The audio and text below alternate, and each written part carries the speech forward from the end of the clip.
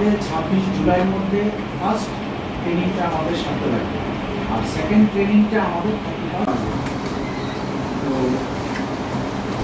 আমি অনুরোধ রাখবো যারা রাজনৈতিক দলের প্রতিনিধিরা আছে যে আমরা সেদিক দিকে লক্ষ্য রেখে আমরা আপনাদের সাজেশন বা আমাদের তরফ থেকে কমিশনের ইনস্ট্রাকশন সবগুলি নিয়ে কীভাবে আমরা আমাদের আরও অফিসে কমিশন নির্দেশন হবে শুধুমাত্র এবং তার প্রপোজাল শুধু আমাদের যে এই জেনারেল ইলেকশন টু পঞ্চায়েত 2024 এটার মধ্যে আমাদের যে স্ট্যান্ডিং কমিটি রয়েছে, আমরা স্ট্যান্ডিং কমিটি ফরমেশন করেছি। তো ওই স্ট্যান্ডিং কমিটির মিটিং আমরা কল করেছিলাম।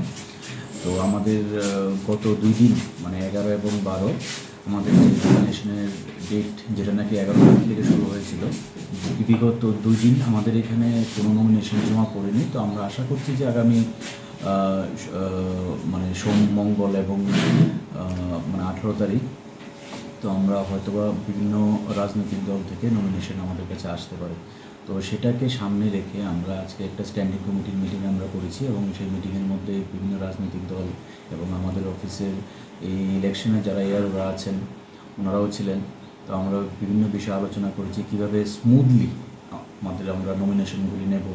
আমরা বিগত দিনেও আমরা যে সর্বদলীয় মিটিং আমরা করেছি সেখানে আমরা আলোচনা করেছি। তো আমরা বারবার মিটিং করছি সো দ্যাট কোনো ধরনের কোনো মানে প্রবলেম না হয় কারোরই আমাদের নমিনেশনের প্রসেসের ক্ষেত্রে, যেটা নাকি আমাদের স্টেট ইলেকশন কমিশনেরও নির্দেশনা যে বলে কারোর ফেসিলিটেশনে যাতে কোনো ধরনের কোনো খামতি না থাকে। তো সেটাকেই লক্ষ্য রেখেই আমরা এই আজকের এই স্ট্যান্ডিং কমিটির মিটিংটা আমরা করেছি।